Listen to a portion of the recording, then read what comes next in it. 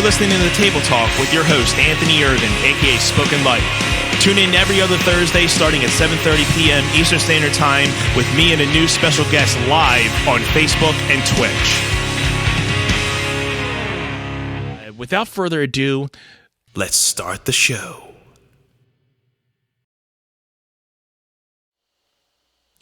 What's going on, everybody? Welcome to Table Talk. Welcome to a brand new episode. I am your host, Anthony Irvin, aka Spoken Life. Glad to have you all here tonight. I am stoked to be talking to you guys, and thank you all for being here. I have an awesome guest tonight who I am been looking forward to doing this for a long time. He is a best friend of mine for about 20 plus years. That's the only person I can really say I've been best friends with for 20 plus years. So this is going to be awesome with us being able to talk about, friendship, talk about our passions. He is a very big, passionate dancer where, me, I'm a big, passionate musician. So we're going to be able to talk about our passions together and how they can, how they kind of commingle and, we can, break off similarities and differences and just talk about life, man. It's, going to be fun. But before I do that, I want to be able to give a shout out to the Patreons over on Patreon. Bernadette, David, and Mary, thank you all for being very supportive over on the Patreon page. And if you want to be a part of the Patreon, please go to patreon.com/table_talk and check out the tiers that we have. We are dishing out content over there, over at the private community. You'll be able to get bonus footage of episodes, audio downloads, video downloads, and instant access to the private community. Trying to form the big community over there. And also we have a Facebook group page. So if you feel you want to, do something a little bit more or less and just, you may not want to do the Patreon, but you still want to contribute to the Patreon or the Table Talk community, find us on the Facebook group of Table Talk Community. So you guys can go over there and join on the Facebook group. Would love to have you guys over there. So with that said, if you guys are watching, this is going to be a previously recorded episode tonight, so I'm unable to be going live this week, so I'm recording this on an off night with my best friend here, and looking forward to talking to him. I'm going to get to him in a sec, and this will be uploaded in a few days. I'm just going to edit a couple things down, and this will be uploaded to YouTube. It's going to be uploaded to Spotify, Podbean, Apple Podcasts, so you guys can be able to watch this all here. If you guys are watching the thing now, thank you all for being here. Really appreciate it. So why don't we get into our special guest tonight? Ladies and gentlemen, please welcome Mr. Jim Green, everybody. What's up, man? How you doing? I'm doing great, man. How are you? I'm doing good. This has been a long time coming. Absolutely. It's been, we've had our conversations about, our different passions, you being a dancer, me being a musician. We've had numerous talks about, our different passions, but I don't think we've ever publicly talked about them and how, when we talk about our passions, that it's a different conversation when people can just say like, oh yeah, I like dance or I like music. But like when you are an actual dancer or an actual musician, it's a totally different conversation because you are the one who is entertaining those people rather than the people who are being entertained. So it's, cool to actually talk to like-minded individuals, and it's not always about music here on Table Talk, and I'm starting to branch out with people who are not only musicians but just all different types of entertainment, because we all love to entertain people with different types of forms of entertainment. So I'm looking forward to picking your brain about dance and a lot more, man. So for those who do not know you, why don't you give everybody a little background to who you are? Absolutely. So I grew up in Delaware County, Pennsylvania, and I had two older sisters that were dancing at the time before my younger sister was born, and I had all female cousins. Um, the Jackson 5 movie, I think I can't remember the name of it, but they Is it did a whole the American Dream? the American Dream. Thank Yeah. you. Yes, that's the one. So I was 4 years old, and I don't remember anything before I was seven. And as I get older, that number rises. So I don't remember. I don't remember anything before yesterday at this point. Yeah. So I mean, I ran into like my laundry room and I grabbed like a white glove and a hat that totally wasn't an MJ hat when he did Billie Jean. And my mom was like, he has to dance. Mm-hmm. So I was seven. And I think also my other passion was I want to know how to flip. Like I wanted, like I saw people doing tricks and stuff. I was like, wow, I want to do that. Like that's so cool. I want to do that. Um, so my mom enrolled me in like some preschool gym and dance class. I was seven, and then I was like a year later. Really embarrassing. I was seven, and I did this piece, and I had to wear this like full blown one piece unitard. And back in I think it was 1994. It didn't feel very cool. I had like Right. these gold sequence like stripes running down my chest. Um, and like I said, nowadays you can do anything Right. in the art field, and you have to accept it. And if you don't, you can go suck eggs. I mean, that's the way of the world now, which is great. Everything should be accepted, especially if you work in the art world. Nothing is out of the realm of possibility, and that is so important. Like for me, you know, especially with all the friends that I have from diverse backgrounds. But anyway,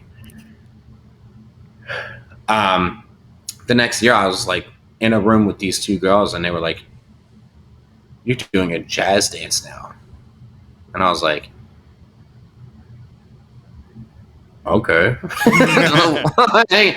But then, you know, fast forward a few years, like jazz dancing was my favorite thing, and then um, by the time I was going into middle school, I was introduced to like street jazz and hip hop dancing, and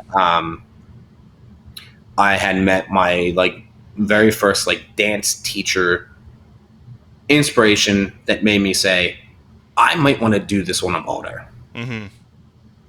He was the coolest guy. I would go to conventions and take class from him, and then the faculty would do like a staff performance at the end of the weekend, and I would watch him and be like, I want to be him. I hope that I get to be as cool as this guy one day. Yeah. Right. So yeah, that was like kind of the start of it, and it's really interesting. I got to eighth grade, and I wasn't planning on like going into any of this stuff, but we're here now. I'm talking about my journey, and you know, I was getting picked on a lot for being a male dancer in the late '90s. Like that wasn't a very acceptable thing. Like fast forward 20 to almost 25 years now, and boys can dance is not a problem. I mean, there's guys that dance all over TikTok, and there's boys that dance, Exactly. and it's just a widely accepted thing now. I grew up in a time where it just was like, oh, if you dance, this means that you're a certain thing, and I was like, no, I'm dancing because I genuinely love it. You know, I think love doing this. My mom saw how much I was being tortured through middle school. She wanted me to quit because she didn't want me to bear the pain, and I was like, yeah. nope. Comes a point where, you know, that you, kids can be cruel no matter what. But I mean, uh, middle school, like, let's be serious. Like, everyone is like trying to learn to have a voice, even though they don't know that they have a voice. And if you know that you have a voice in middle school, good for you. Like, mhm, you are mature at a very young age, and you're probably being extremely respectful, but you are in the minority. Let's be yeah, serious, right, right? So it got to the point where, and I would never preach violence. I won't. And mhm, my mom was like, the next time that so and so says what and what to you, you mhm, yank him out of his bench seat at lunch and you pop him one. And uh-huh, it was so funny because it never happened, right, and I've never had to encounter a violent experience since then, and I am so proud of that because it's not the solution to anything, right? no, no. So I moved. I think. Do you remember the eighth grade talent show where like it was all girls and then there was me, and it was just a bunch of dance pieces? So If it's the same one that you and me were in, I think it was the same one that I actually went up and did my first solo performance.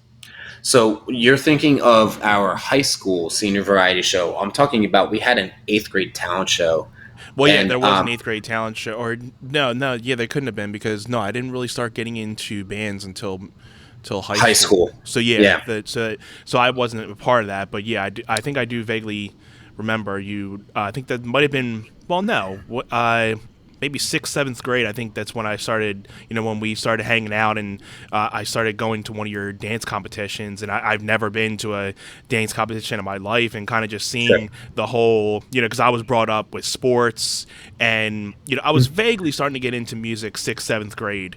But you knew sports life, But which I knew the is a sports life, very so like yeah, structured situation, and yeah, so it was dance very different with is like different. Yeah, in between and during the performances of how the community is of like cheering on the people and kind of getting the vibes of everything. So it was very interesting to see a different community type of people and how they react. Where you have a sports community and then you have your dance community. I mean, different aspects, but it's always cool to kind of just go out of your comfort zone and see how other things are played out. So, and then obviously going to see you perform, and that's the first time like in my eyes I was like, yeah, this kid definitely loves what he's. You can tell he has a genuine love for what he does up there, and like he takes it serious.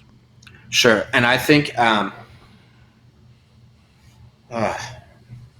validation is like you don't want to rely on it like to be the purpose for why you do whatever you do. But from sixth grade to eighth grade, I was like on this journey and just feeling like nobody accepted me, or I mean, a few people did. You did, Hmm. obviously, but I did this this talent show in the eighth grade, and this was like off the brink of like what my mom was saying about like one more word, give it to him, kind of thing. And I You was did just it. like, You did a Daughtry song, right? That was the one you did, Daughtry. no, I was 21 years old when I did the Daughtry song. Daughtry wasn't a thing in 1998. Come on. What what you're I'm getting my years all messed up. I know you're you getting did Daughtry you're one time, but or was that Jeffrey we're, Gaines? we're getting to those. So Jeffrey Yeah. Gaines was when I was like 18, 19. Daughtry was Okay. when I was 21. I'm going back to when I was 14. Okay. Yeah. Yeah. That's a little off. Timeline's a little off there. So we had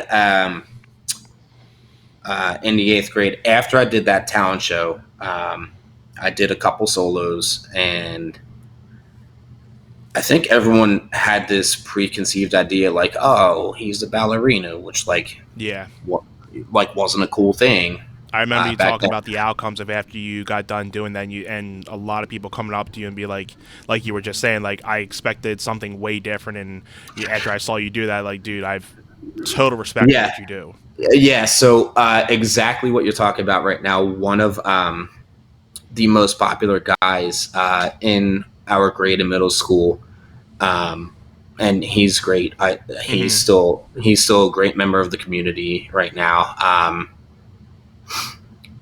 I ran into him in the hallway one on one, and he was like, "I just want to let you know, um, that was really cool what you did."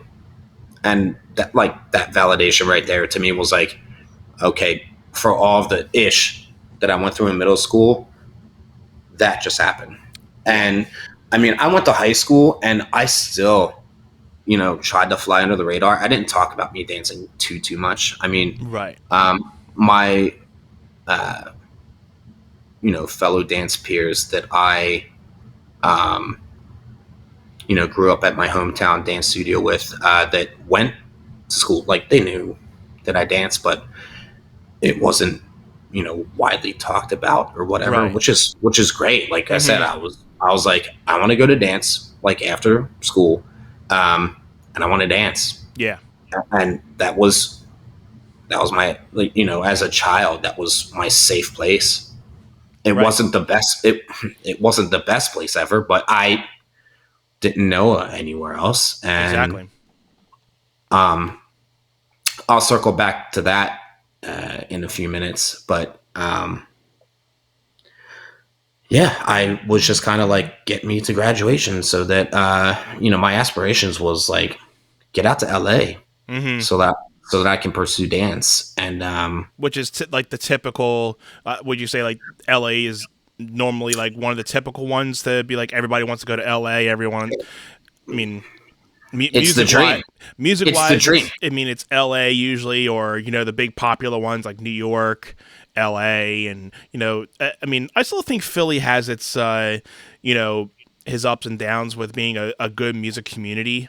But I know always like New York and LA have always been good breakout places. But like for dance, it seems like everybody's always like, I gotta get out to LA, and this is where I need to be if I want to make it. Yeah, I mean, you hear stories about, like, people who came from this town or that town. They weren't from New York or LA, but they all wind up there. I You're mean, right. that's you don't gravitate to Washington D.C. to become a member of Cirque du Soleil. Like, Right. you go to Las Vegas for that. You know what I mean? Uh So, huh. um, or I mean, you can get that gig somewhere else, but, like, that's kind of the root of where that industry is. So I went to high school, and I was still doing karate because I did karate and baseball and dance when I was 7 years old. And my parents were running me around. I was like coming off the baseball field, and my mom's like, "Put your gi on, get your belt on." And then I was doing karate, and then they were like, "Get your jazz shoes on." So, like, I did get to try a few things, but, Yeah. like, my three sisters, I mean, my two older ones at that point, because my younger one wasn't born yet. Um, so Miss and Kim were dancing at that point, and they were pretty invested. They were doing a lot, and my parents were like, "You got to give one up." So I gave up baseball, which I think crushed my dad a little bit because he wanted his son to do, like, the sports stuff. But, like, Yeah.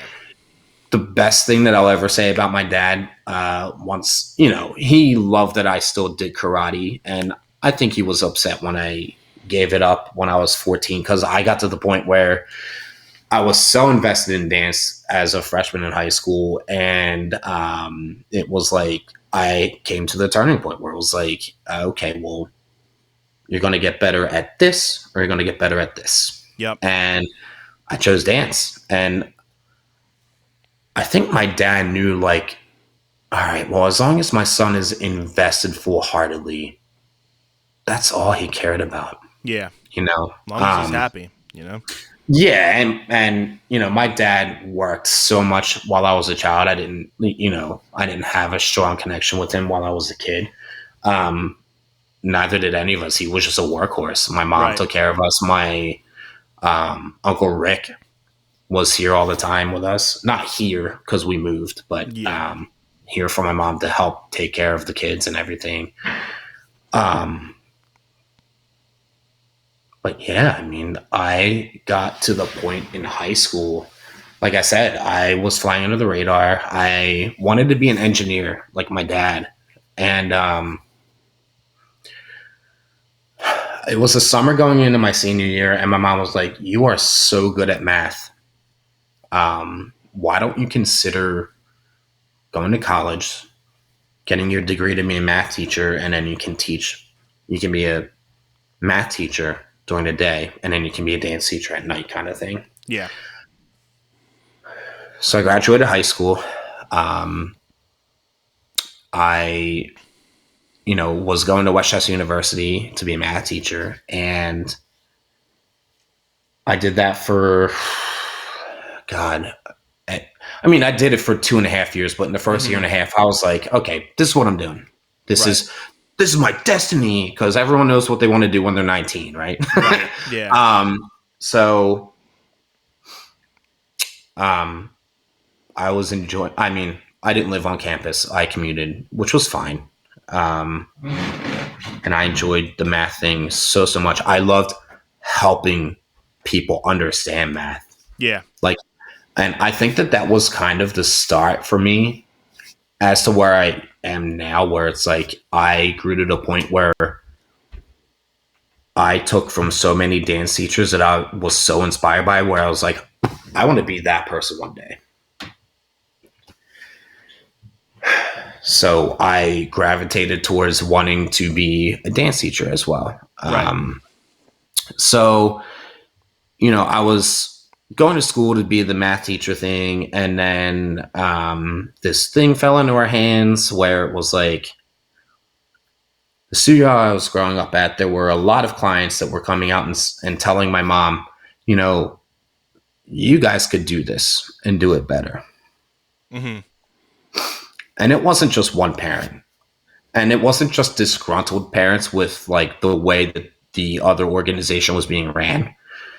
It was just they knew like our personality, our vibe. And so my mom, I remember being in my driveway still, the driveway here, not at my old house, with my mom and her saying, I was like 20 years old, and she was like, we can do this.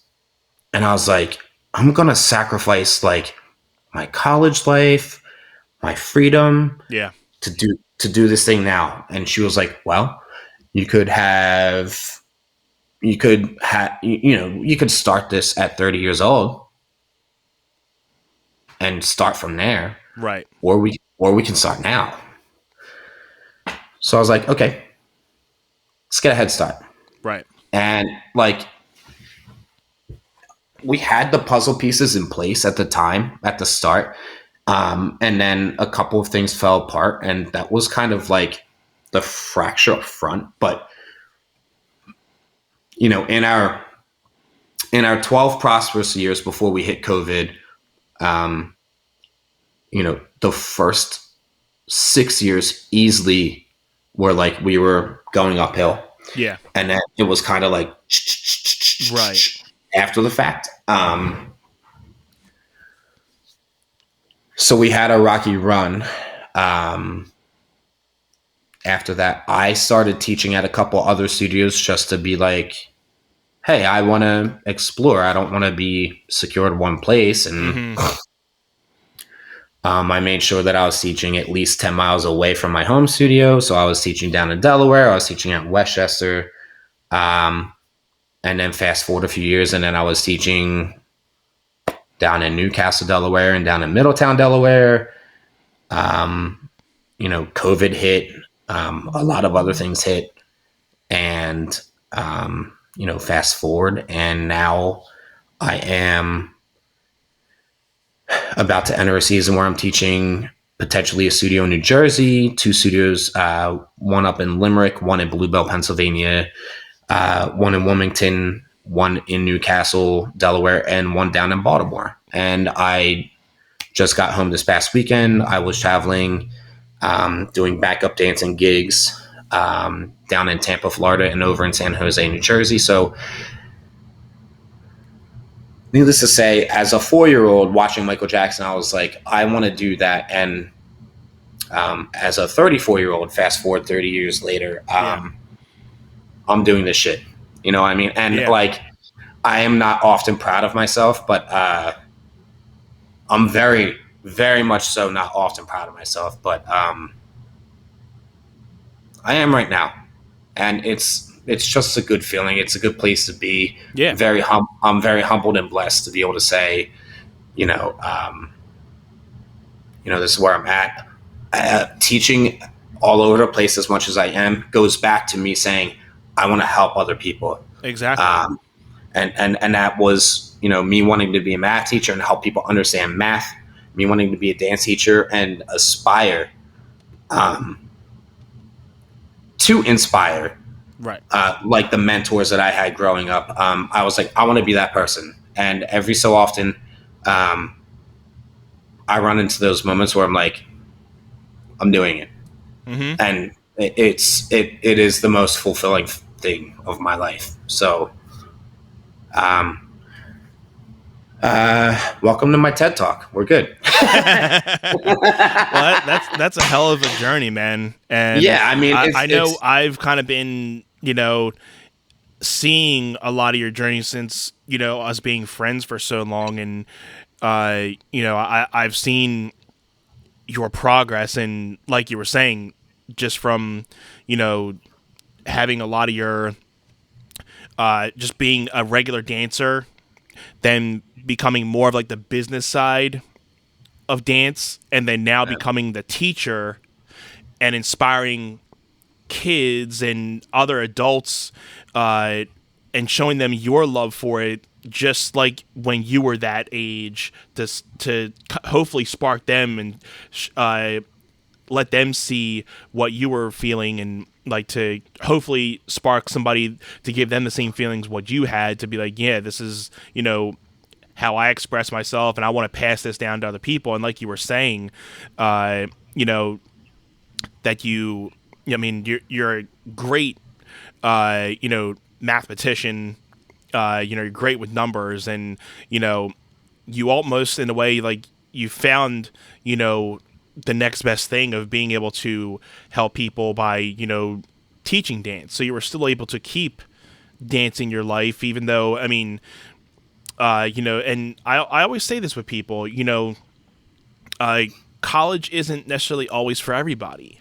And yeah. I feel even today, I mean, you do need a college degree, but in the same way you can go through life without it. I mean, there are entrepreneurs that, being your own boss is, has its ups and downs just like anybody, but it's so much more rewarding and fulfilling when you have those uprings, and you have those successful things that happen, like you are now, that you're starting to tour a lot, and you're starting to up your places that you're teaching at, and your name is getting out there, and more people are recognizing your passion. And I wanted to also bring back what you were saying about the fact that, like, that crossroad that you were talking about, with going with baseball and dance, and you chose dance. I remember I almost had the same thing with sports. I told you I was growing up playing basketball. My dad and me and my brother were big basketball people. We played Yeah. all the way through high school, and I had a falling out with the high school coach.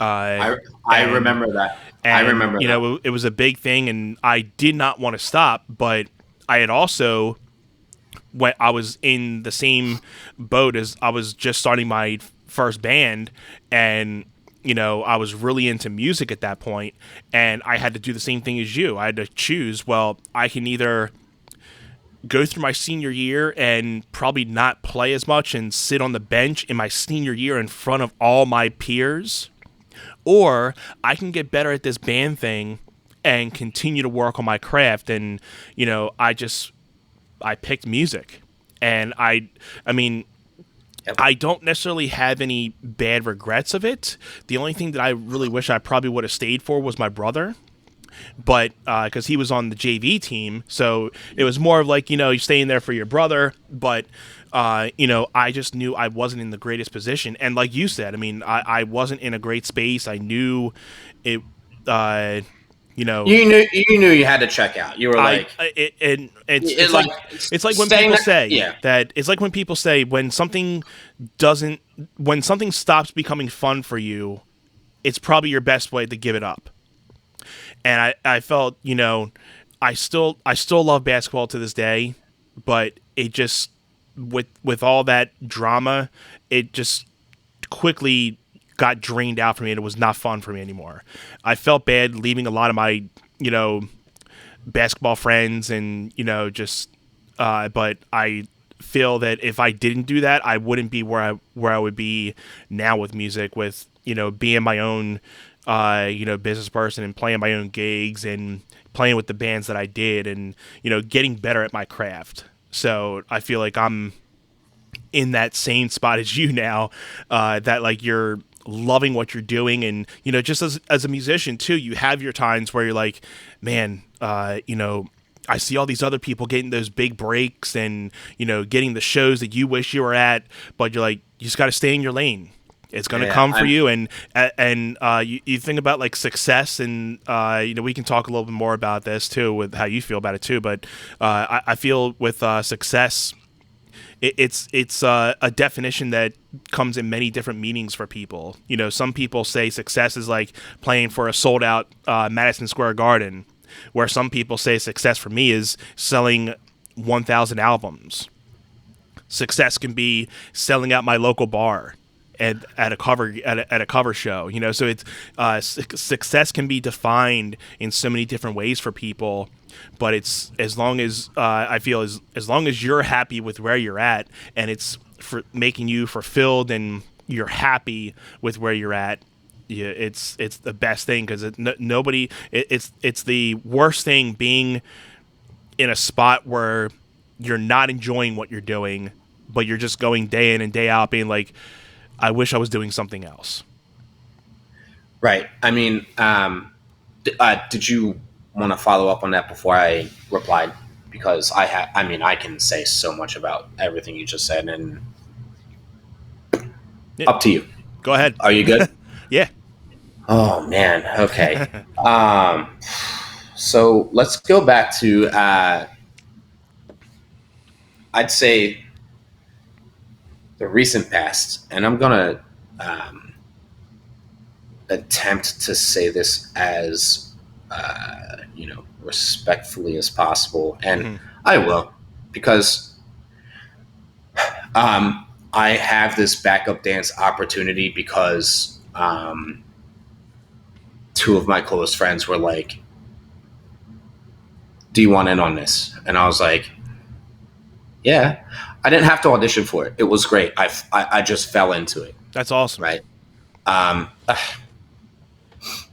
it's like our friend Doug said, it's not what you know, it's who knows you. Exactly.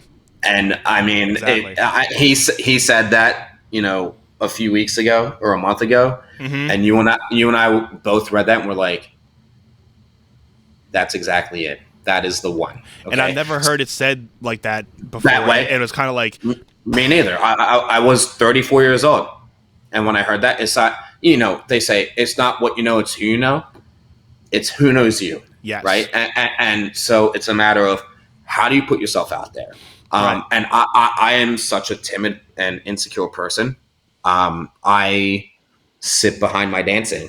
It's like Michael Hmm. Jackson said before, and I just think about this all the time. He said in an interview once, I feel more comfortable on stage in front of thousands of people dancing and performing versus I'm sitting here and talking to you right now. Yeah. And it's like I can't speak. I had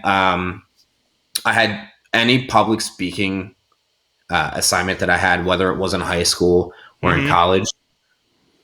I skipped my high school one. I took the almost failing grade, my third marking period, my senior year. I was like, oh god, Yeah. this ain't good in my senior year. But I knocked out my research paper, my fourth marking period. I turned it in to my English teacher, and she graded it right there. She took like 6 points off. I got like a 294 out of 300. I stayed up all night, and she read through it, and she was like, "You're good." I was like, "I'm gonna graduate now, yeah!" And I felt the same way with public speaking. That like I felt it's the same way with you. That I feel music for me when I'm up there in front of, it could be 5 people or Sure. like a couple hundred people.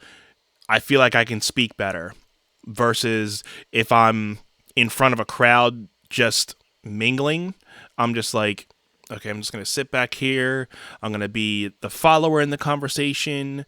But then, it's also like I am the host of a podcast. You can't be a follower when you speak. But I've always said this in a lot of my episodes that this podcast has actually made me a better speaker, probably a lot better than any public speaking class has ever done for me.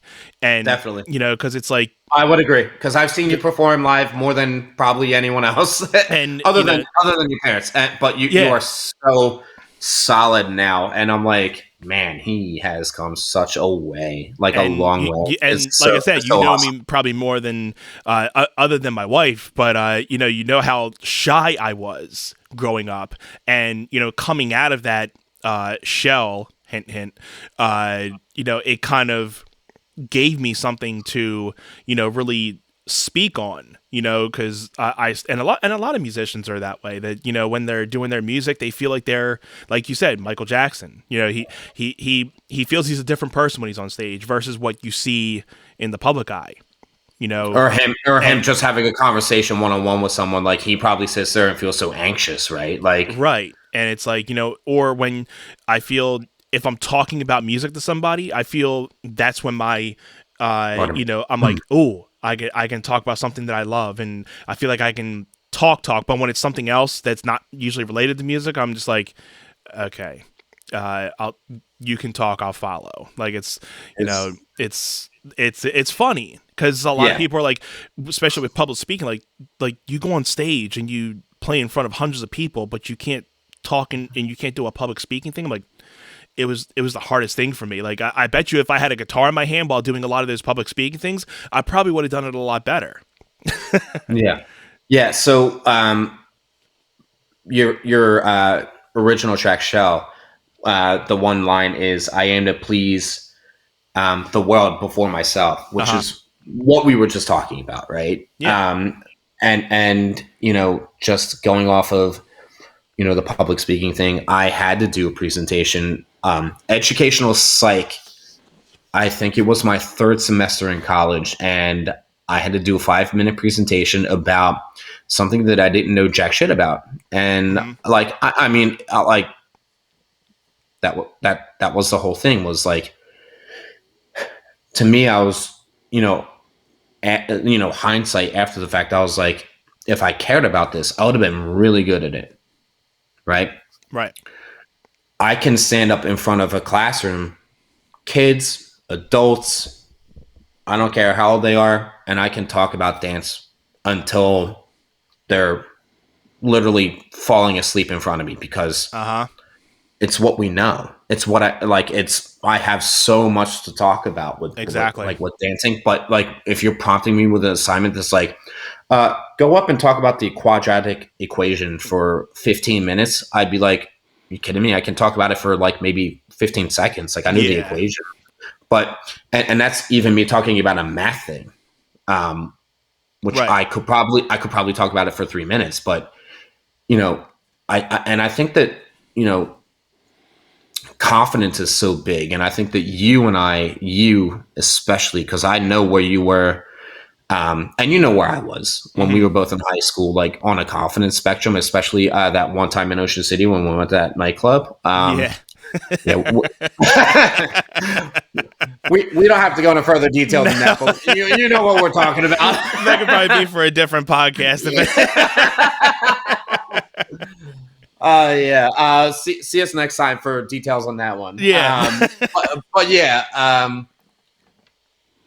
mean, I think Lil Wayne said it best, and like, I'm not even the biggest fan of his.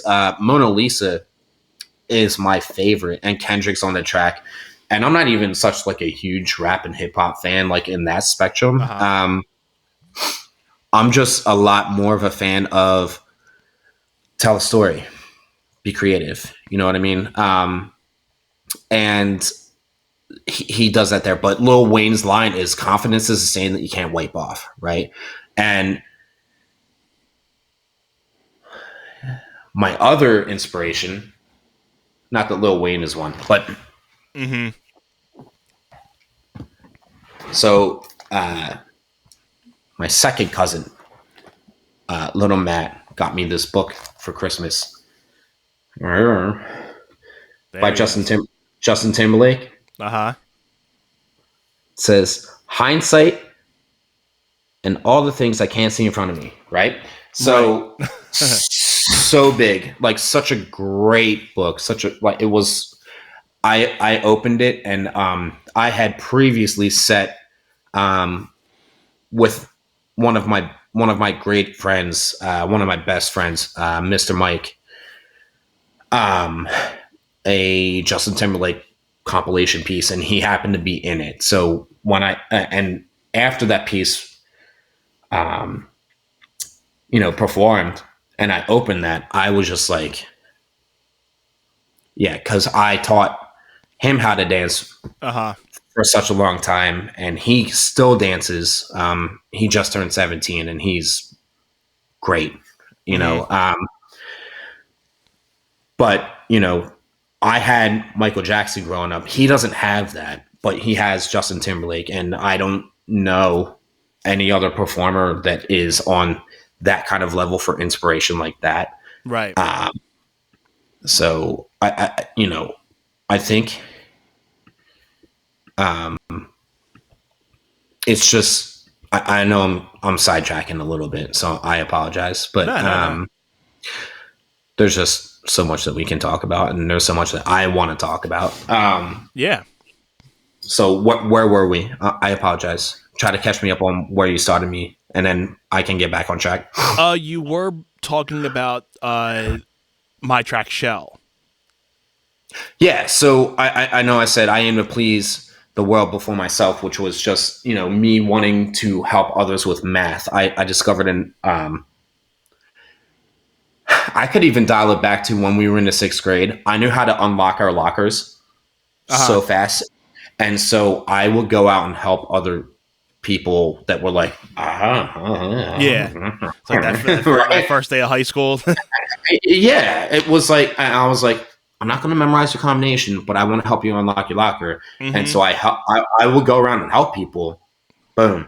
And they were like, oh my God, can you do it again? And I'd shut the locker and be like, no, but I watch you do it on your own. And then they Yeah. do it. And I'd be like, There you're you good to go. go.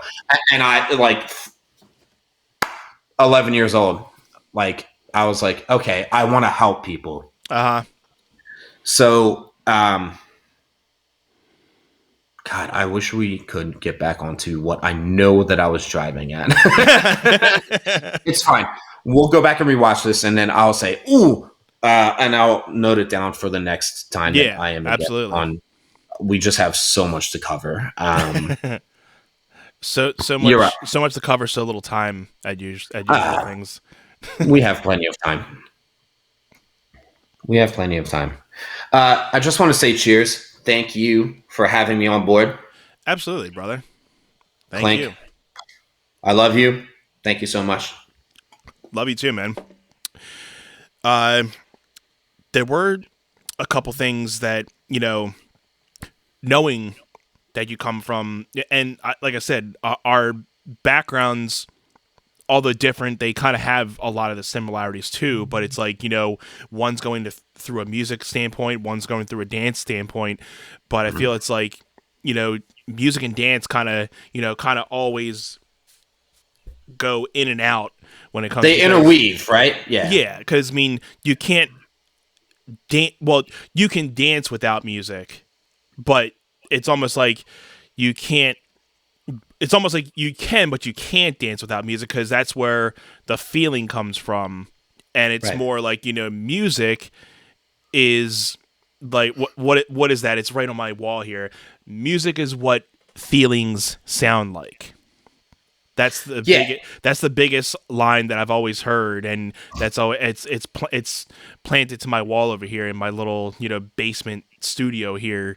But sure. yeah, that I feel, and that's why I wanted to have this type of conversation, because we have so much talk about when it comes to dance and music and how they intertwine, and we both love entertaining people. But Yeah, I mean, when you've already mentioned, you know, Justin Timberlake and Michael Jackson, and what who were a couple other people, and it could be either now or through your couple years, like who were those people that continue to inspire you to be like, yeah, this is a guy that I want to be influenced by and take some stuff from? Like, who are a couple of the people that inspired you to continue to, improve yourself and want to improve your craft of dance throughout the yeah, years? yeah. So the one thing while I was like kind of driving through, like growing up as a dancer, the studio I was at, and the studios that I had worked for, and the studios that I'm working for now, I didn't really tap into one of the bigger pivotal components in my 20s, especially. I traveled with this convention called Monsters of Hip Hop, and Right. you remember me traveling with Monsters and me telling you, "Oh, I'm here for Monsters. I'm going to Mm-hmm. Monsters this weekend for the." Yeah, so Mm-hmm. that convention had the like top hip hop choreographers in the country and from around the world. I mean, they had people from New Zealand, they had people from Ireland, they had people from everywhere coming in. Canada, South America, and like it just. I was just so very fortunate because the regional manager of the convention reached out to me after I had attended a few events and was like, "Hey, we're looking to build a street team. Um, we want people to come through and help set up and break down the event," um, which was like so very rewarding for me to like see the start of the event and the closing of the event. And they said, if you help us set up the event and break down the event, we'll put you up in a hotel and we'll let you train for free. So the only thing I was responsible for was my travel, Uh-huh. which was like super worth it to me. That was like more worthwhile than paying for a college education for me to learn how to dance at college. Like I got to go do that and learn so much knowledge. Mm-hmm. I did that for, oh God, I want to say 6 to 8 years. There were 2 to 4 years where I did anywhere from 6 to 8 cities in a season, which it doesn't sound like a lot, but when you're running a dance studio like Yeah. at home and being like, I gotta not be here this weekend, and I gotta go to Chicago this weekend, I gotta go to Nashville this next Yeah. weekend, and Especially like trying to it. have that big of a schedule, Oh man, I mean, and that wasn't even so bad when I had one studio, or even I think at the time I only had two studios, and the second studio I only taught at once a week. Mm-hmm. Not that bad. Yeah. It's not now where I'm teaching five studios or six studios, one every night between through Saturday or Monday through Saturday, and then I have these backup dance gig opportunities where it's like something's got to give. Either I do the performance and I take off from teaching, or I have to do the teaching gig and I have to not do the backup gig, right? Like, so it's very humbling, and I'm incredibly blessed to have more work coming my way than I have time for, right? And Mm-hmm. that is a reward in itself, right? Because there are so many people out there that are aspiring for opportunities to be able to do all of these things, and they're yearning for the opportunities, right? I at least have learned like the power of no is very strong, and being Mm-hmm. able to say, like, I have a pending studio on a Monday in I won't say where it is or who it is. But I was already set in my mind, like, okay, I'm going to teach Tuesday to Saturday. Saturday or Sundays and Mondays will be my flex days to do private lessons because I do have flexible private lessons that I'm like, I can finesse. Right. So I'm kind of torn, like, because the kids at the studio, the students are very good. They're very good. Like Mm-hmm. I wouldn't be turning the studio down because the kids couldn't move. Let's just Right. put it that way. Like, not to be disrespectful, you know. Mm-hmm. Um, but in my own mind, I'm like, this past year I had Monday nights off, and it was the most beautiful thing because so many people work Mondays, and I have just sat back and been like, it's my day off, you Right. know? And I'd be like, hey, Anthony, what episode of Two Bears, One Cave do you want to watch? You know? So Shout out to Tom and Bert. that's shout out to Tom and Bert, right? But yeah, back to the Monsters thing, they had me travel. I would pay for the travel, but they would book my hotel room and they would let me train for free in order to help set up the event and break down the event. So I would Mm-hmm. see the event for the convention in a hotel room come in on 8 pallets, Mm-hmm. shrink wrapped, Yeah. break it open, move everything to where it needed to go in the hotel, set it up. And then at the end of the weekend, when the convention was done and like people were looking around, they're like, hey guys, you can hang out as long as you want, but you got to go in the lobby because we got to wrap this ish up, right? Uh-huh. So, and just compiling everything onto the pallets, shrink wrapping them, and like, man, I will tell you the times that I did that in Chicago, where it was like a Sunday night, and I was shrink wrapping pallets Yeah. and getting out of there at 8 or 8:30 p.m. on a Sunday night and being like,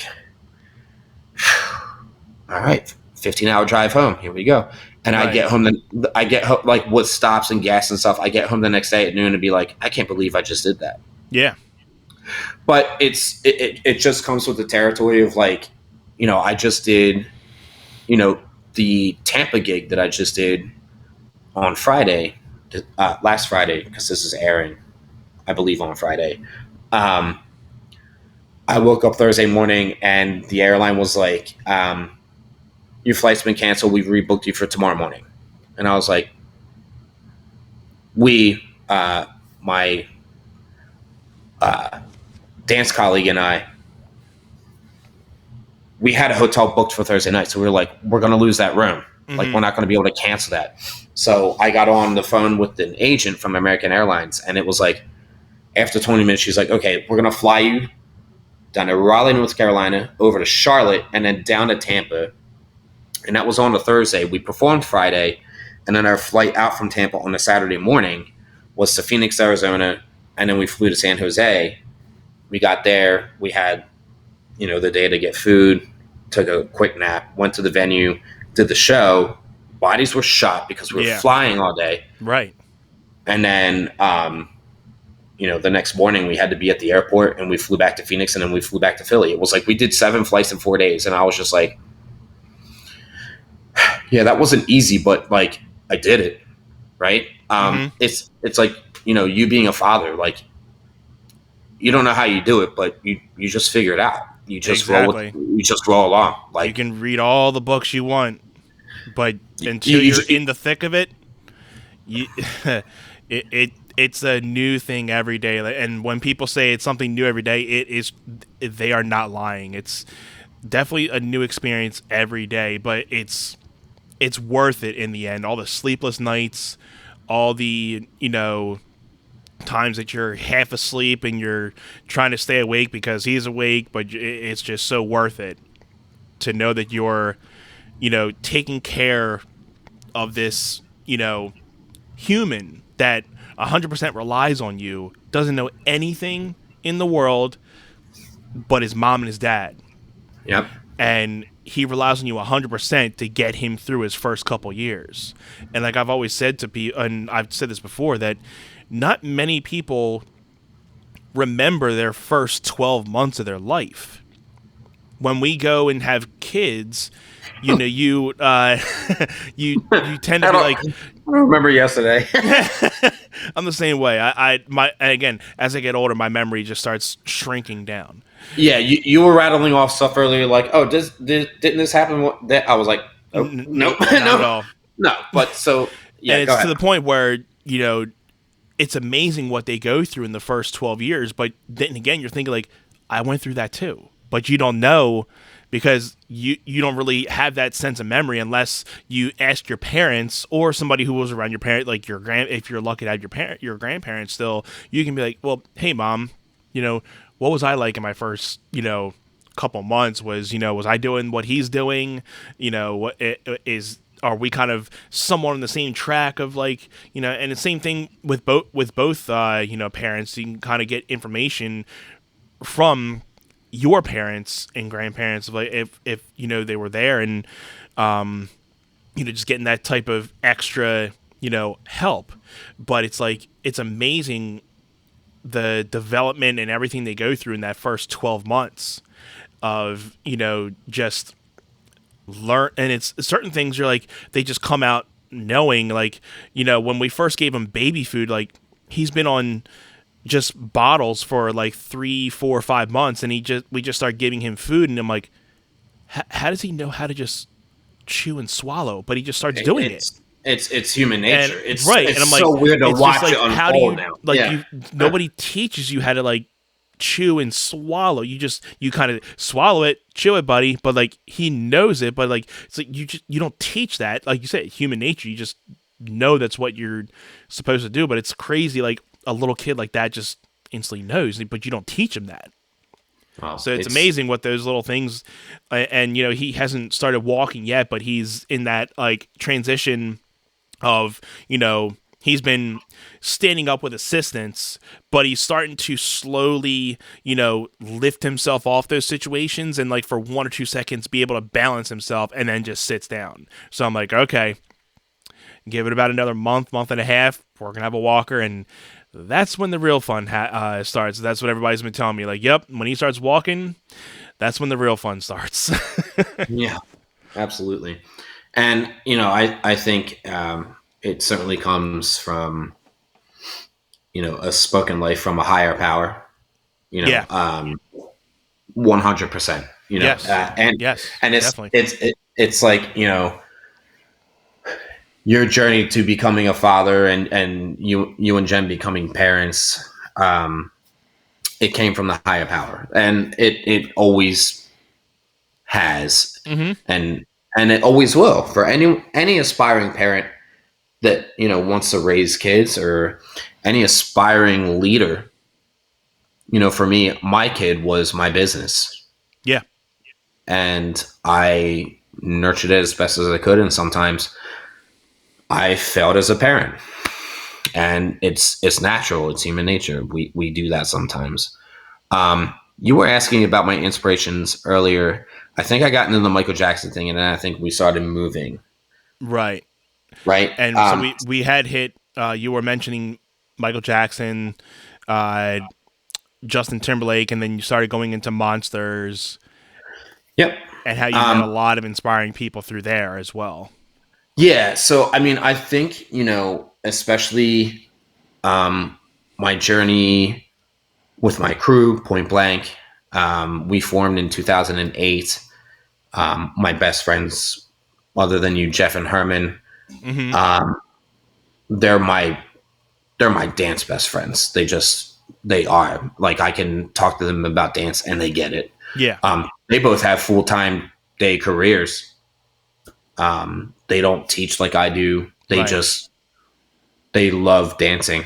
Mm-hmm. It's not their upfront first and foremost, but they absolutely love Love it. it. No different than I do. I mean, Right. I'm invested in it for a larger portion of my life. Like, they don't have the background training as Right. children growing up like I did, Right. but we share very similar qualities. And They share just the like you. passion that you kind of have. So it's like you Sure. guys get, like you said, like they get you, you get them when talking about certain dance situations, and it's always fun to have people that get you on that type of level, Sure. because And you're not going to get that same type of conversation with somebody that necessarily doesn't necessarily understand it. You right. know, when you I- have something that you love, people may be like, "Yeah, that's cool. I'm glad to see you're doing good with it." Like, but they just don't fully understand it. Like, they don't understand how when you live, breathe, and think about it 24/7. right. I mean, yeah, and I think that we can talk now that I'm talking about my crew, and we can talk about your bands that you were in. I loved both of the bands that you were in from. I mean, you can edit this out, obviously pre-recorded. Original Sins, Mm-hmm.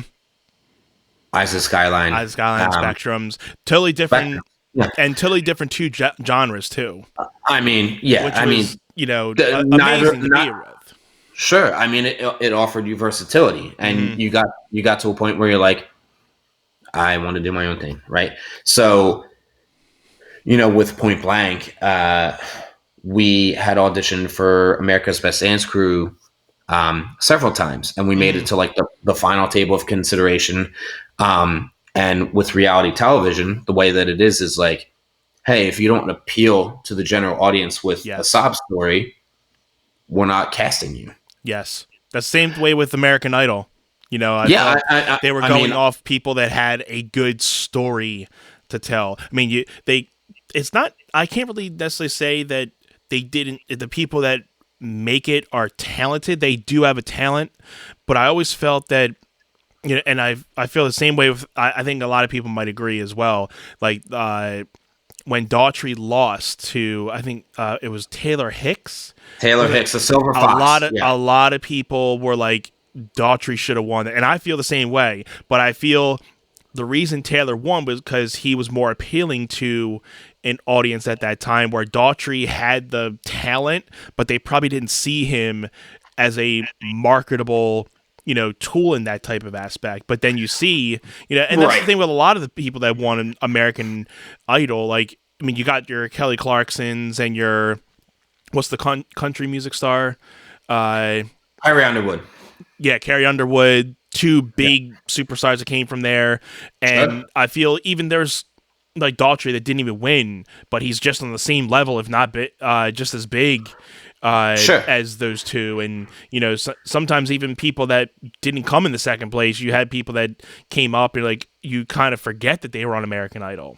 And like you were saying with the Best American Dance Crew, that like it's a TV show. I said that totally wrong. Sorry. Yeah, no, I was just thinking about Bert fumbling his words earlier.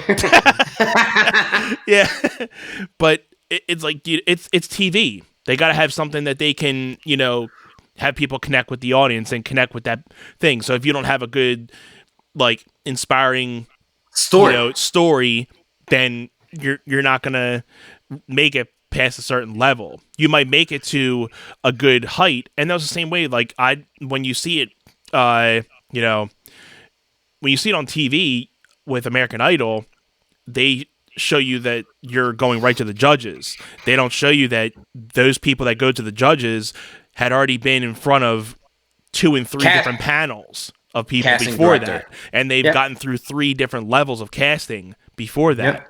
Yeah. Unfortunately, I didn't make it past the first, but I had some good feedback. But it's like they were saying, yeah, none of these people are going to meet I think Jayla was on it at the time, and I forget the other 2 panelists, but they're like, nobody's going to meet them today.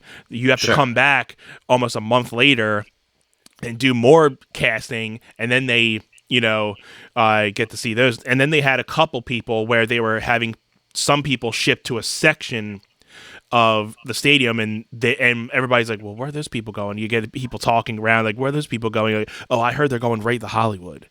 Yeah. And like, everybody's like, oh crap, like, Yeah. like I want to be in that thing now. But then but then you watch the tapes and you're trying to see if you see them, you didn't see anybody. So it's like, it is what it is. And again, they probably just feel, okay, you might go into Hollywood, but again, if you don't have that inspiring reality TV story to tell, like, I came from this, and I, worked my way up to that, and here I am today, and I'm looking to get this, and like, that's what they're looking for. Yeah, I mean, and you have to consider the demographic of who your audience is, right? Like that's Yes. this all comes down to money. Yeah. Let's be this. So And the they're always looking networks are for they're always looking for somewhat of the same thing. I mean, I'm talking about American Idol. I'm not sure if it was kind of the same way with the dance show, but it's they were always looking for a pop artist. And I think that's why Daughtry didn't win, because he was not pop, he was rock. And a lot of well, rock people did not get a lot of traction through American Idol. So, I'm right. not sure if it's the same way with the other show. I mean, it's what I just said. It all comes down to money. It's all marketability. Okay, so Yeah. for the network, they're telling the casting directors of this TV show, cast people that will make the American audience watch this show. Yes. Do not cast your best dancers because they might be boring as shit. Yeah. And that was probably me. I'm not gonna lie. When I went on So You Think You Can Dance, I auditioned in Memphis, Tennessee. Mm-hmm. There were 5,000 people there. They took 25 people to Vegas, and I was one of them. That's 0.2% of the people that auditioned in Memphis. Right. And I was one of the people that made it, to Vegas. And that's something to say out of all those people. And that was strictly based on talent. But because when I got to Las Vegas, and they pulled me into multiple rooms, and they were interviewing me, and they were like, "What's your story? Make us sell you." Like, without saying it, they were like, "Make us put you on this show. Give us a reason for us to put you on the show." It's reality television. They have to banter to the American viewer, and the American viewer watching TV is sitting there saying, "Hold my attention. Show me something that's not boring." Yeah. Which, in hindsight, and I'm going back 12 or 13 years ago when I made it to Vegas for So You Think You Can Dance, and I was in one of the first few rounds to be cut because I went on stage, I danced, and I gave really lame interviews. I was just like, I'm here to dance. That's my story. I love to dance. And that wasn't enough. Right. It didn't offer a sob story. I didn't say, "Oh, I do this because so and so in my family is real sick," or "I'm doing this for my, blah blah blah." Because, fill in the blank. Yeah, and I'm not discounting the people that do that by any means. I'm not disrespecting that at all. Same way. I mean, I know there's a lot of people that had some very, big inspiring stories, whether and again, with reality TV today, you do not know if some of them are true or if they were told, "Hey, put this story on just to make it seem." You never know. But I mean, if a lot of those stories were true, then hey, I mean, if you came from that and you got to that point, you deserve to be it. But then again, that's what we talk about. You can have the most talent, but these people who are watching, like, you're talented, but give me something to want to vote for you. Like, if he's like, "Oh, he's coming from here," like, well, okay, I really want him to win, not just because he's talented, but because I believe in his story. And that's why I started liking The Voice, because it was strictly about the music. They turned around and didn't even see you. They didn't see your face. They didn't see your image. All they heard was your voice. And when you started singing, they tapped. And that's when you start getting the table started. And then that's when they see the person behind the voice. And I feel like that's okay. It's talent first before the image. And they didn't really worry about a story. You didn't really get too much of maybe you didn't get much of a story until you get halfway through the season of knowing this person a little bit better. But when you heard their talent first, then the image of, the audience knew who they looked like, but the judges didn't see, but they got to see the talent first. And I feel that's, I can't say like it's the better show, but I feel it's more rewarding for the people who have the talent and don't necessarily always have the best story, but they can portray their talent because they know they have a talent, but they don't have that sob story. They do it just like you said. They're here because they want to play music. They want to dance.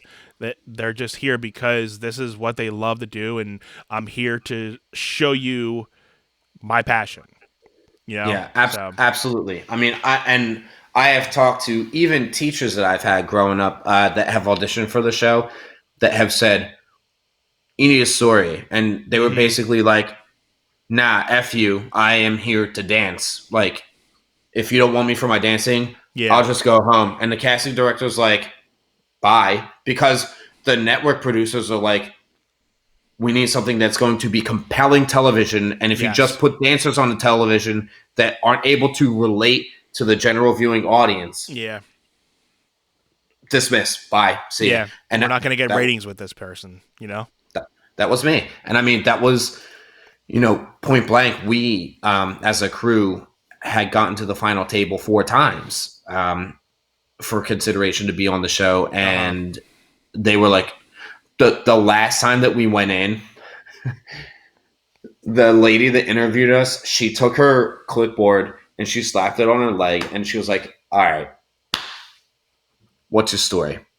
Because we knew we had to have a story. So Herman told a story. It wasn't it wasn't false by any Now, means. was this person the same? Was this when you went 4 times? Did you have somebody new each 4 times, or did you have somebody like the same person almost every time you went, or was it somebody Um, different every time? I think that particular one might have interviewed us one other time. Gotcha. Um, I only auditioned in 2008 and 2009.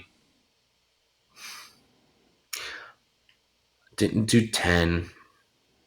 I'm trying to go back. We did 2012, and then They Without Me. Er, no, I think they did. Yeah, they did 2011 Without Me, and the one dancer after he auditioned for American's Best Dance Crew auditioned for So You Think You Can Dance, and then it took him to Vegas Uh huh.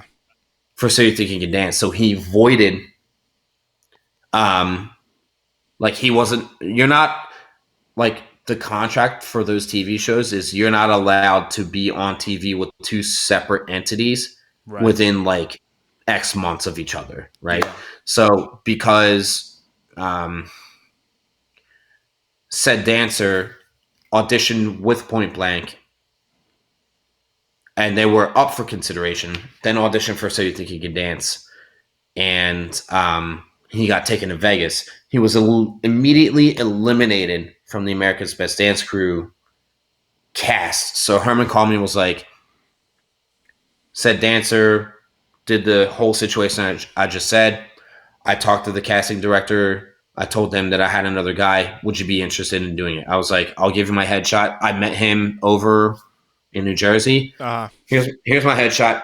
Here's my packet with my signatures, all 30 pages. Because if you go on TV, it's not a 1-page thing. Yeah.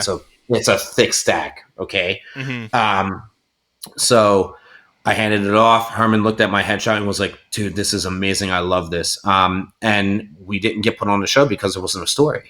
Yeah. So um, the following year, I believe we auditioned, and Herman tried to give the story, and like I said, it wasn't a false story. I guess it just wasn't a good enough story for them, Right. and they went another direction, and it's Right. fine. I'm actually more excited. Like, so the same company that runs America's Best Dance Crew runs an international competition called Hip Hop International, and Mm-hmm. we got to do that contest back in 2014.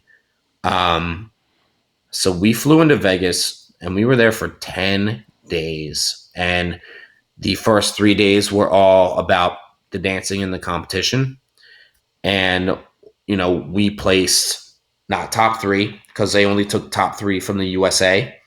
to the international competition.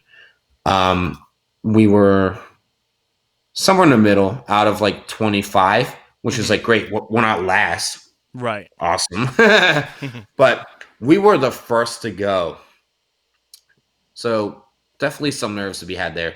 We I think had I remember you talking about that too. That you, I mean, you weren't we expecting it. we were number one. Yeah. Yeah. Which is fine. Like it's great. You get to get it over with. But Hmm. also it's like, oh my God, we're first. Okay.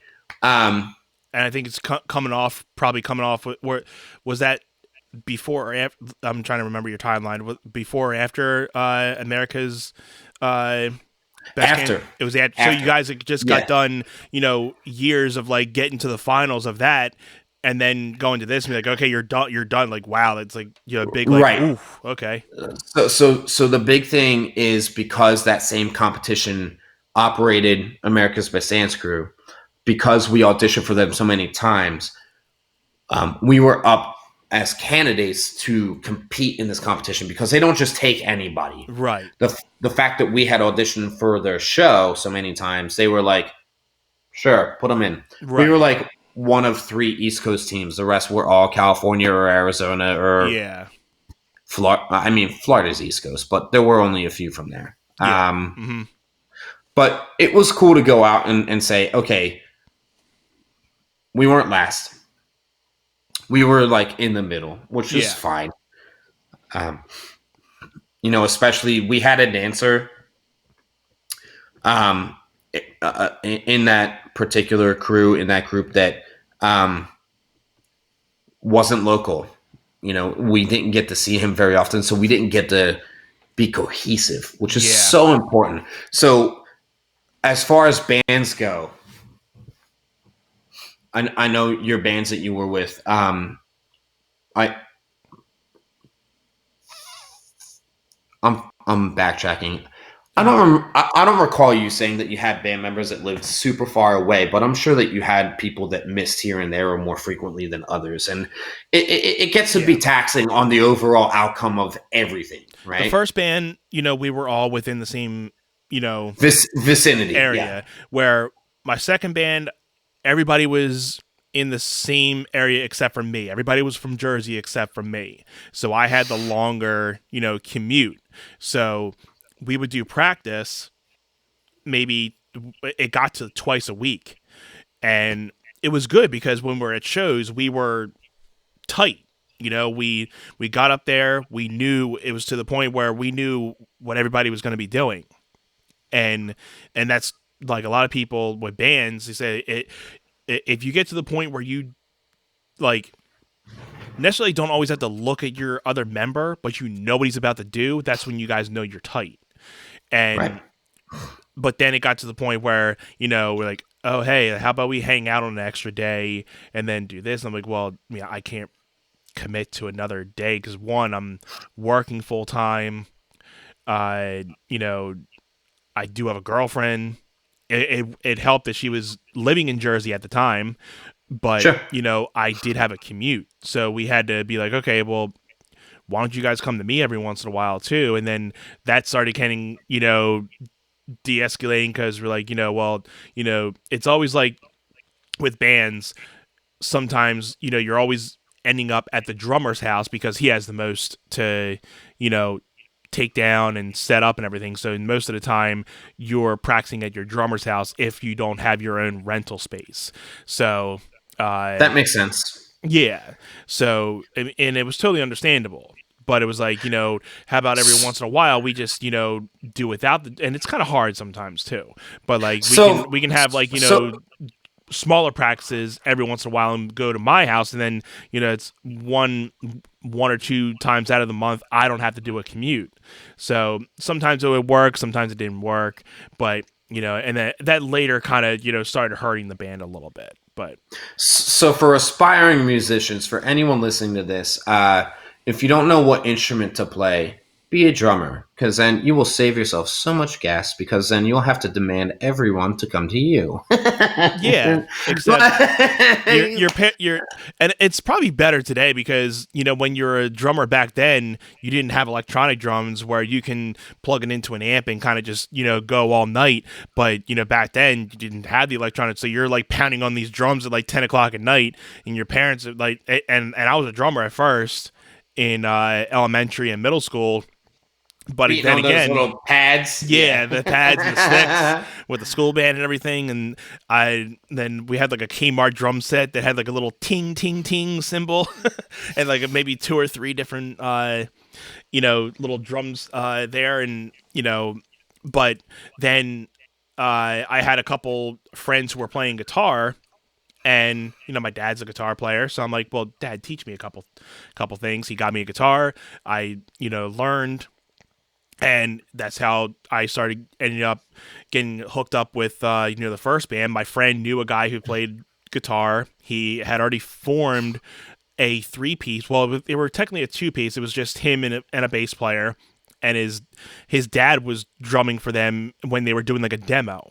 So they gave me a demo of the stuff, and I'm like, I think I can kind of keep up with these guys. I mean, it's nothing that I can't play, and I was. I think that was like the 9th grade talent show that we had, and I had first played a The Talent Expo. Yeah, the Talent Expo. I had no idea. Yeah. I was just like, all right, well, I'll play a Hendrix song because I was. And the funniest thing, dude, I'll tell you what I wanted to do at first, which I am so glad I didn't, because I probably would have had to drop out of high school.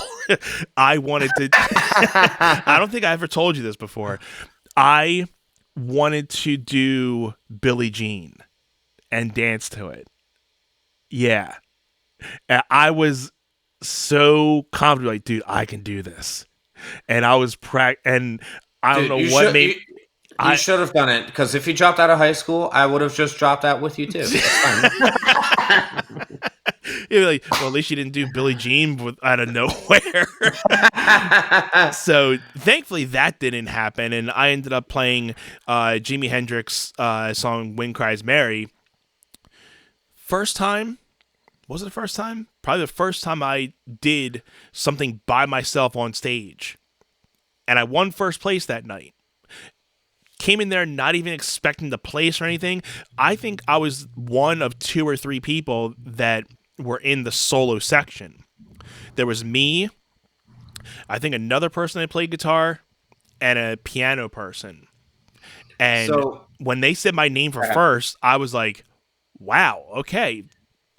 So we're zeroing back to validation, right? Yeah. Well, yeah. Yeah, honestly, because like what kind of like got us into that to be like, okay, this is something like, okay, I mean, maybe I can do this on my own, Yeah, no, honestly, I was in 5th grade and I'm sitting there eating a pecan swirl. You know, pecan swirls, they're freaking great. They're not as I gotta try it. They're little swirly things. Like, you could peel them apart. Okay. It's probably, yeah. They're little they're swirls, okay? Yeah. They're not Uncrustables. Let's get that straight. Yeah, not Uncrustables. They are not even close. Not even close. I had 2 of those this morning. Oh my god. I haven't had one in a while, and I've been trying to, and again, we're going to go into a health talk, but I've been trying so hard. I've been trying so hard to kind of be good with my eating because, COVID and everything. Oh, man, it's just been, and plus when you have a kid, you're not, the first thing you're not really worrying about is what you're eating. You're just worrying about making sure he eats and making sure he gets his stuff done. You're like, okay, let me just, go to Wawa and scarf down some food, or hey, Wendy's sounds pretty good right now. And you've had Wendy's for 3-4 nights and you're like, oh, I probably shouldn't have done that, but and I'm sure it's insane because you're going to get to the point where, like, your son is going to start opening his eyes to, like, the world around him and being like, oh, why is my dad 300 pounds? Oh, he's just eating Wendy's all the time. Yeah. Yeah. And you're like, you're just like Kevin Hart, like, damn. Damn. I'm sorry. I'm not disrespecting anybody that has issues with weight. I'm not. I'm No. talking about you specifically. Yeah, And it's fun to poke fun at me and you. It's fine. We're just no, poking fun at each other. I'm just playing. I'm just being. I'm trying to be respectful and say like, you want to be the best role model father for your kid as he grows up. So you're gonna get to a point where you're like, man, when my son can start remembering stuff, I want him to remember me in my best form, and that's where you're gonna have to say, okay. The stuff that we're doing now, just for the sake of making sure, okay, my kid's not falling out of his crib, falling on his head, and he's eating, Mm-hmm. and his poop color is normal, and like just things like that, Just the right? Like, everyday stuff. Yeah. yeah. So I think once you get past that, and once he starts talking, you'll be like, okay, he's going to start to understand stuff, and then you're going to be like, okay, now I'm going to start teaching him how to remember lyrics of songs, and then it's going to be so super fun for you. And I am so excited for you for that, and I'm excited to be witnessing that. Yeah, Look, it's gonna be fun because like it's one of those things that I don't want to force music on him, but I want him to find it on his own if he can. Same way with sure. sports. I mean, we're me and Jen are the same way with sports. Like we want him to find it on his own, but we'll give him like, hey, this is basketball. Like we just had given him. He had gotten one for his birthday, like a basketball, like a try, like said it's like basketball, soccer, and bowling all in one. And I've been kind of showing him basketball here and there, and soccer, and kicking the ball, and a little bit of bowling and stuff. So kind of giving him that like putting in his head a little bit of like sports and stuff. But then there's times where like I was restringing my guitar before my gig, my most recent gig, and he come and every once in a while he loves looking at my guitars. So he'll look at him and start kind of like doing this little thing with the strings, and he definitely has and he definitely has an ear for sounds, and because when he hears a theme song, he like stops what he's doing and he looks at it, and because he remembers you know that like sound, and I can't even say music right now. I'm taking it as sounds. He remembers specific sounds of what he likes, so I can and if that's a music ear, then I hope he continues to develop that music ear, and that'll be awesome to see what comes out of that. But I do know, and I can feel that he has a ear for sounds. I'll take it as that. Yeah, I mean, there is this company, or there was at least, ooh, going back 9 to 10 years now. Um, this dance company, they were called Shaping Sound. They were comprised of some of the best dancers I've ever seen. Hmm. But Shaping Sound is so important as to why I am here, like with you today, because I know that this is a musician's, you know, conversation. And while you have inspired me to pick up a guitar, and I have, I'm looking at the one over there right now, and you and I have had in-depth conversations about basics, and I have Yes. played, and I have not gotten super super far into it, just based on scheduling and other circumstances. But And maybe that's like the maybe one of the last little topics we can get into now is like I feel now I've shown you the basics of how to play an instrument, and for my wedding you taught me the basics of choreography. I Shaping Sound, even before that, you had me stand in as a placement for one of your things when I was at your studio one time, but uh, but you had choreographed something for me for my wedding. So we have now experienced like me in your shoes and you're in my shoes. So let's oh talk yeah, about let's talk about that a little bit, like how you know you're you wanted to pick up an instrument, you wanted to pick up guitar. I've shown you a little bit of like the ins and outs. So tell me how, it's been a bit since you picked it back up, but like, let's talk a little bit how like being in somebody else's shoes with like, how you see the work of playing guitar and, you know, so.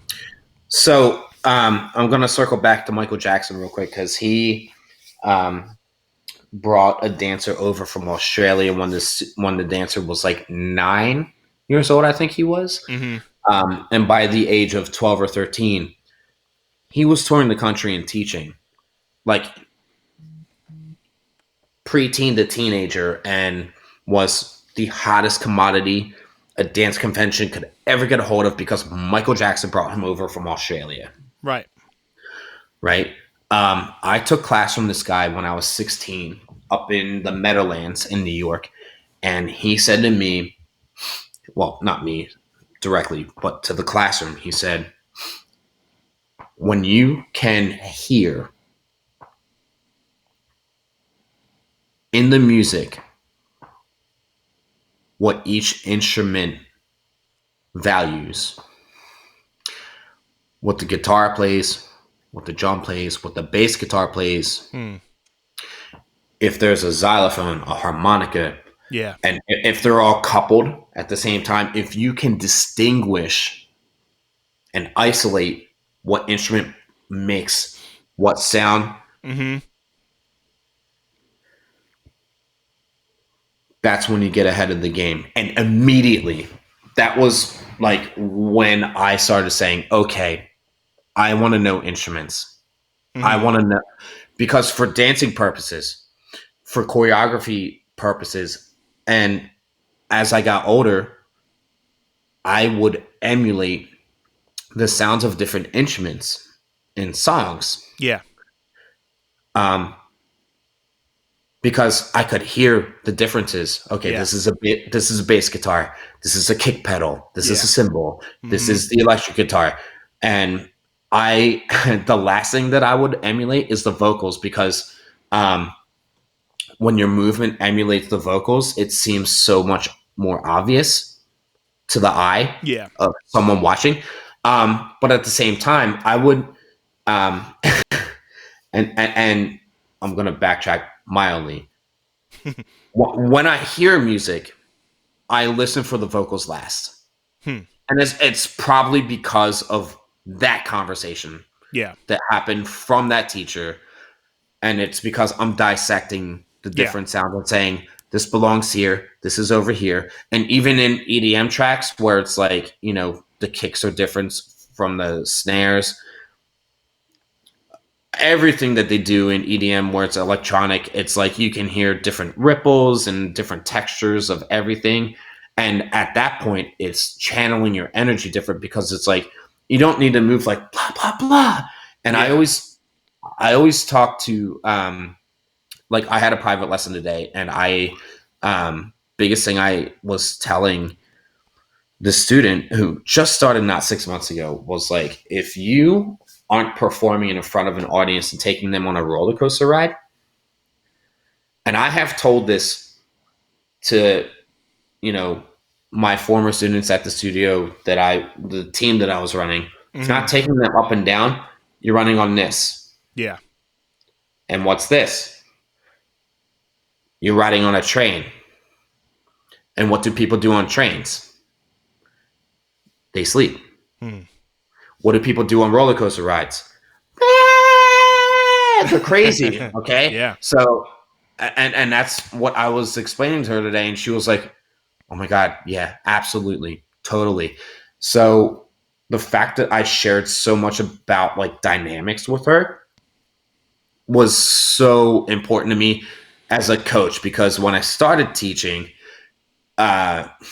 15, almost 20 years ago now, it was just copy me, do what I do, copy me. If you look the way that I do, you got it.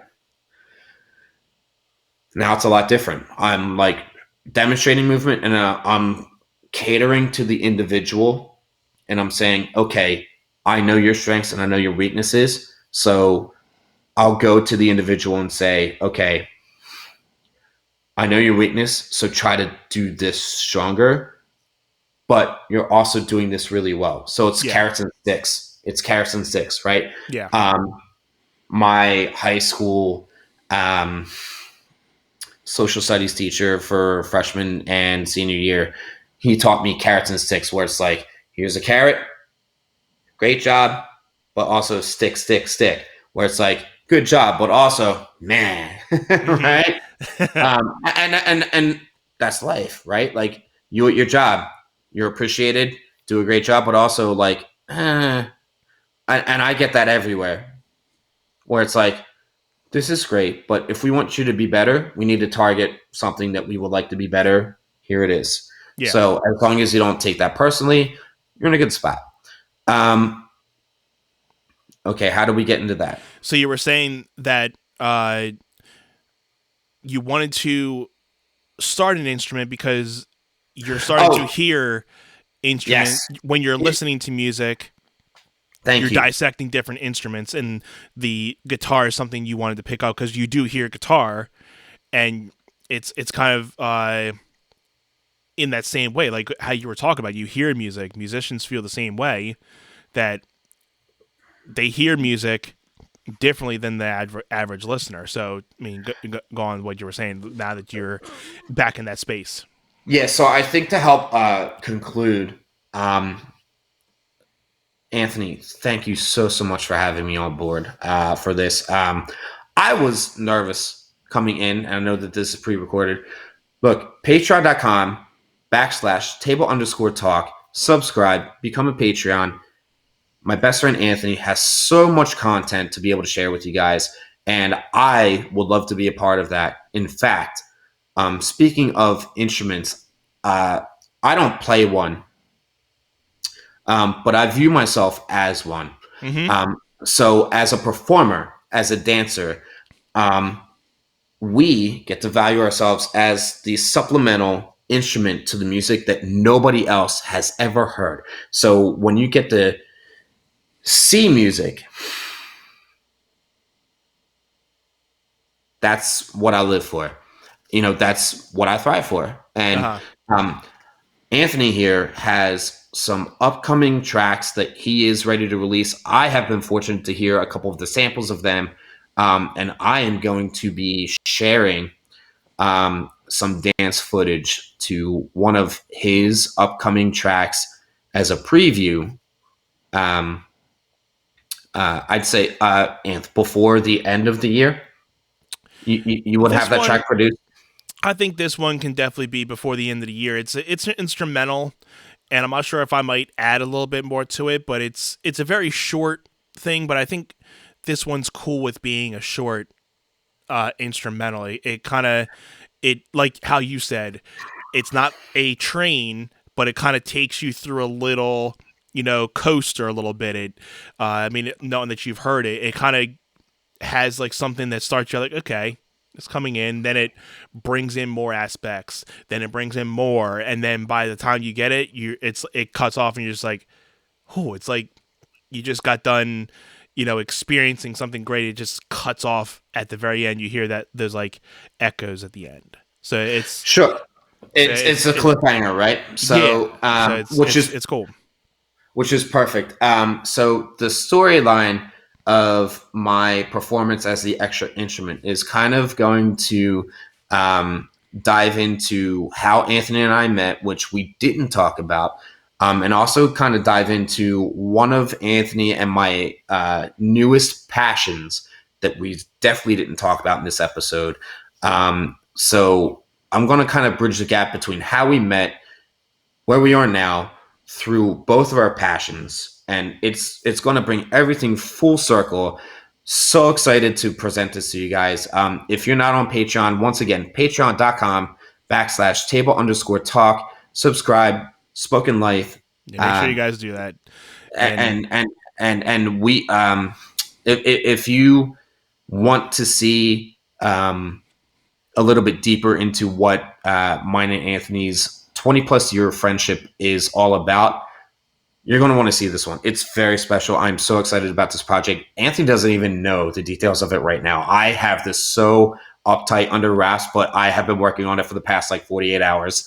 and he It's kind of it's just so he kind of cool. just put it on he kind of put it on me and saying like, hey, I'm gonna do this, and I'm like, I am totally down, because I kind of went with him with an idea a couple months ago. I'm like, and I showed him this, and I'm like, this would be awesome to kind of, put something that I wrote and then put your passion of like dance into it, because I felt that it's something that you can dance to and kind of have a feeling to. So it'd be cool, because what I was mentioning with the fact that how I went into your world of knowing you choreograph you sorry uh you did some choreography for me, and I taught you some guitar. So we've kind of seen our different passions from each other.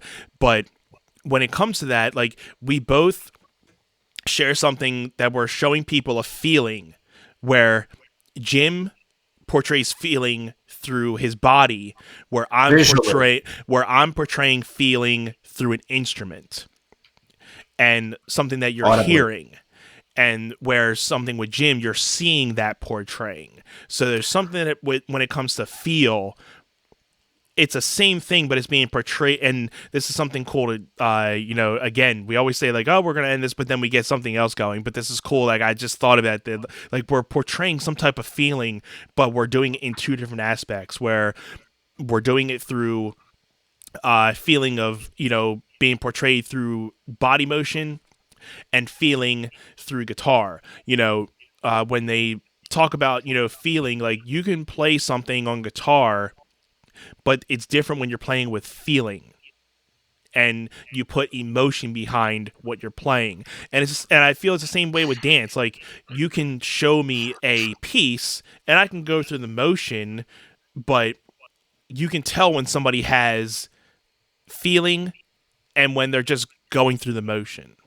Okay, so if you don't mind, it's one of my things. I have a list because I knew I had to organize my thoughts for this because we could talk for out like Yeah, days, and I was yeah. like, for this first one, because you just said that, I want to talk about my most valued projects. Most of them come from a deeper rooted meaning, right? Hmm. But that doesn't mean that I haven't had successful projects where it was just like, I want to make these kids freaking dance. And just let them go on stage and dance, and it doesn't have to be a theme. And sometimes judges are like, wow, I didn't have to think about like the theme behind it, but I just saw really great dancing and they love it, right? But the majority of the time, it comes from a deeper place. So this project that I am doing for Patreons only, if you want to see this, you have to subscribe. Patreon.com/table_talk. Thank you. Um, yes, you are going to get to see my short film that is kind of an introduction to who me and Anthony are as friends. It's not a very long thing at all. It is less than a minute, okay, which is all our time spans are anymore. If you see anything on YouTube that's like 101, you Yep. don't watch it. If you see something that's 59 seconds, oh yeah, you got time for that. Yeah. So Yeah. it'll be under a minute, okay? It's not a 10-minute.